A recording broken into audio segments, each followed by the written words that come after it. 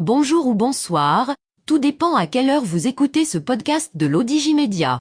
Notre chroniqueur invité, Gabriel Bannon, partage son avis et ses réflexions dans un article qu'il a intitulé « L'urgence climatique est-elle vérité ?» Alors écoutons-le dans ce podcast. L'auteur démarre son article ainsi. Le monde, hors l'Occident, poursuit sa courbe de développement. La Chine multiplie le nombre de ses centrales au charbon à un rythme inavouable, près de 2 par semaine. L'Inde, pour sa part, poursuit imperturbable son développement à marche forcée. Les émissions mondiales de CO2 vont continuer d'augmenter dans un avenir prévisible.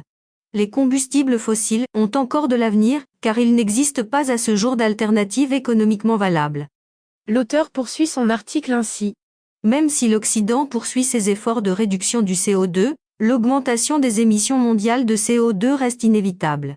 Les réductions occidentales sont, et continueront d'être, plus que compensées par l'augmentation des émissions dans le reste du monde. L'Occident qui veut donner l'exemple, en s'engageant dans un grave désavantage économique, s'affaiblit, tandis que le reste du monde, dont nombreux sont ceux qui haïssent l'Occident, poursuivent leur développement et se renforcent. Sa croisade n'a aucun effet net sur le climat, il faut se l'avouer, et le déclin des économies occidentales fait des heureux au-delà des océans. Le climat n'a pas un programme spécifique pour l'Asie ou l'Europe.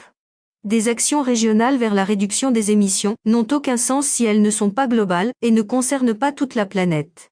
Dans son dernier rapport, le 5e, le GIEC Groupement international d'études sur l'évolution du climat, une organisation établie par les Nations Unies, ONU, estime qu'un réchauffement de 3 degrés, 2 fois l'objectif de l'accord de Paris, réduirait la croissance économique mondiale de 3% d'ici 2100. Ce taux représente une réduction de la croissance économique mondiale de 0,04% par an, un chiffre statistiquement négligeable. C'est l'estimation la plus pessimiste. Dans le scénario plus optimiste, l'impact économique du réchauffement sera, toujours d'après le GIEC, pratiquement inexistant. L'auteur précise ainsi.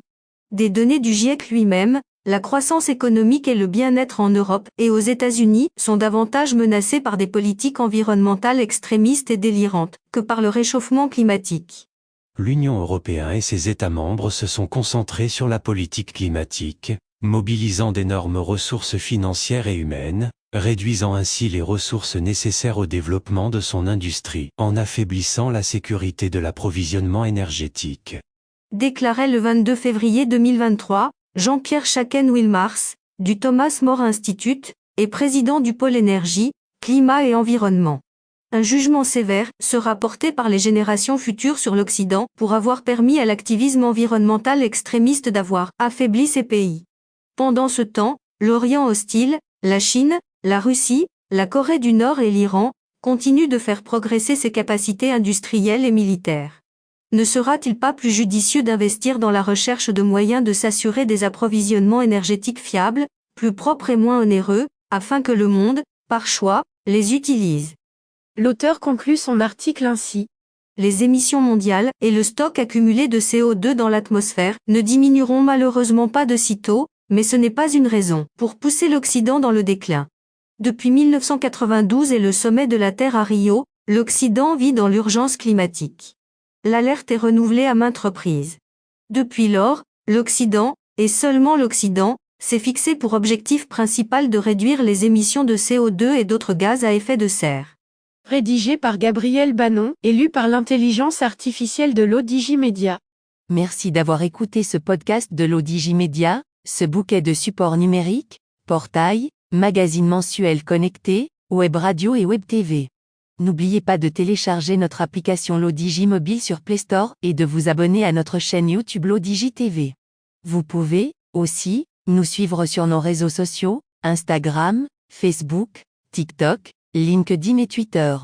Ou encore, vous inscrire sur notre newsletter quotidienne à partir du portail lodigi.ma. Alors, on se dit au prochain podcast de nos chroniqueurs invités. Et à très bientôt, si et seulement si vous le voulez bien.